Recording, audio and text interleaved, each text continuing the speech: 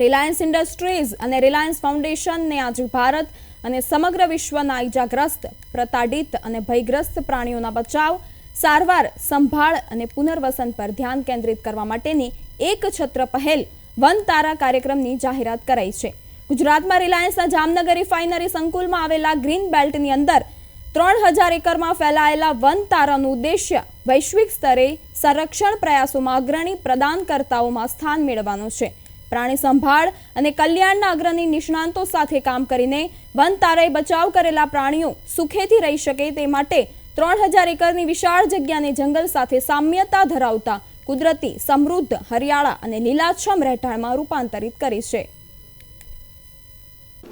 આપણને પહેલા જે હાથીનું રેસ્ક્યુ સેન્ટર છે એ આપણને બધા જોયા, જે ગજનો અમે સેવા કરીએ છીએ એ બધાને આપણને બધા ત્યાં હોસ્પિટલ જોયું, ત્યાં કિચન જોયું, એના પછી ત્યાં જે કિચનમાં રસોઈ ઘર છે એ પણ તમને જોયું, જે અમે લડ્ડુ બનાવીએ છીએ, ખીચડી બનાવીએ છીએ અને આખું અમે સેવાનું કામ કરીએ છીએ.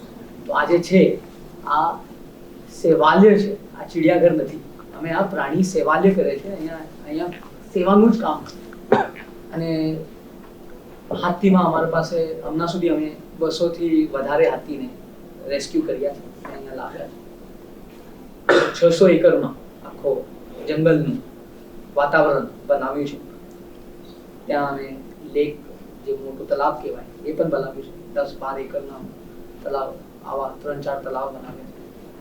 અને જે બીમાર હાથી હોય, જે હાથી માનસિક અને શારીરિક રૂપથી જેને મદદનું જરૂર, જેને રાહતનું જરૂર, એ અમે અહીંયા